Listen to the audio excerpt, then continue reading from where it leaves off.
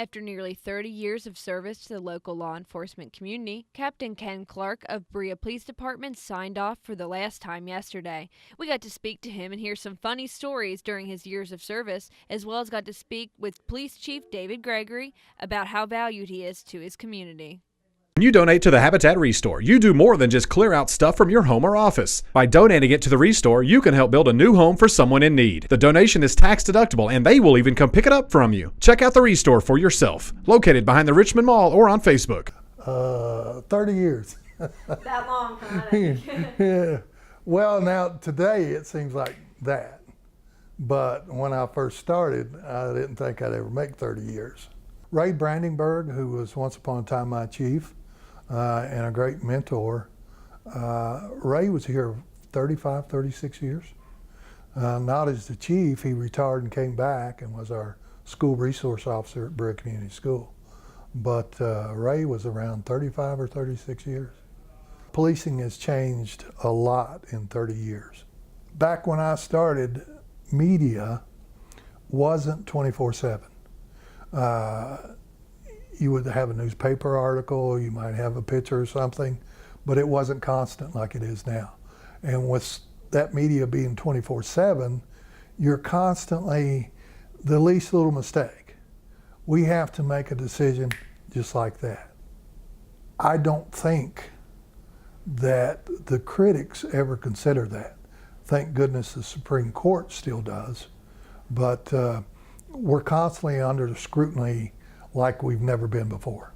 And it wears on you. And yeah, I'm ready to leave. If I've done all my planning right, I won't have to work again.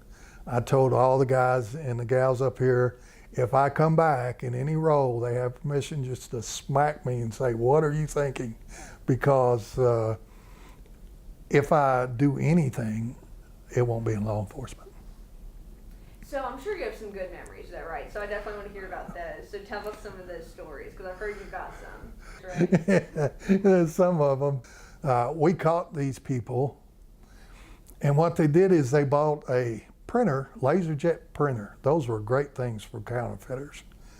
They go down there and they buy one, they make some $20 bills, and then they take the printer back and get their money back.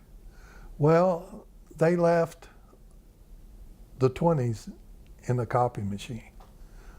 So I just simply told, it was maybe Channel 18, I told them, I said, we don't catch them because we're smarter than they are, we catch them because they're dumber than we are. We get out there, this old house, so normal procedure, 2 go to the front, 2 go to the back.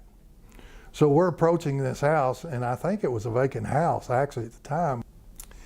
He went up on this old porch and it gave through with him, and he fell through and landed a straddle of a beam.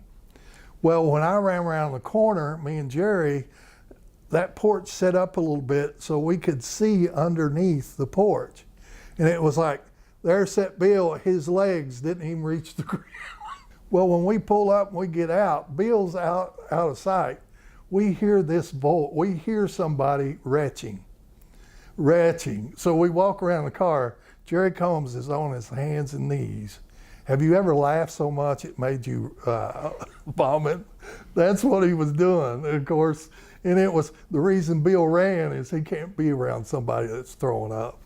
And that's just, a few of the stories. I could go on and on. Just stuff like that made it fun. Now, you're going from call to call to call. You plug drugs and alcohol into the mix. The people that you deal with now have a tendency to be very unpredictable. So, and unfortunately, it's become much more dangerous to be a police officer because you can get stuck by a needle and end up with Hep C or HIV. And the crimes that we're seeing committed are very, some of them are really repulsive. To see what people do to other people or what adults do to children. And sometimes you finally get to that point when you just know that, okay, it's time for me to go, because it's just,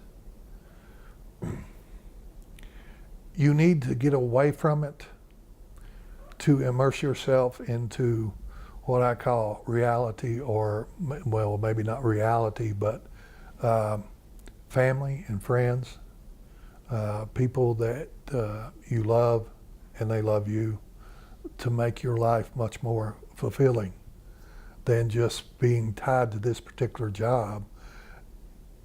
You're serving the community, but when it gets to the point it seems like the community, you're not making any headway. And you still get one or two victories, but not like it used to be. So the people that we worked here with, we had to trust them with our very lives. He's seen probably all aspects of policing for the last 30 years, you know, from the 70s, 80s, 90s, almost 40.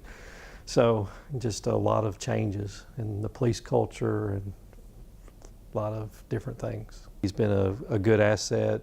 Anybody knows him in the community, they can call him up, and he just knows everybody. He's from here, and I think a lot of people in the community miss him as well. For more stories such as these, be sure to visit Richmond's very own WBONTV.com. I'm Marissa Hempel.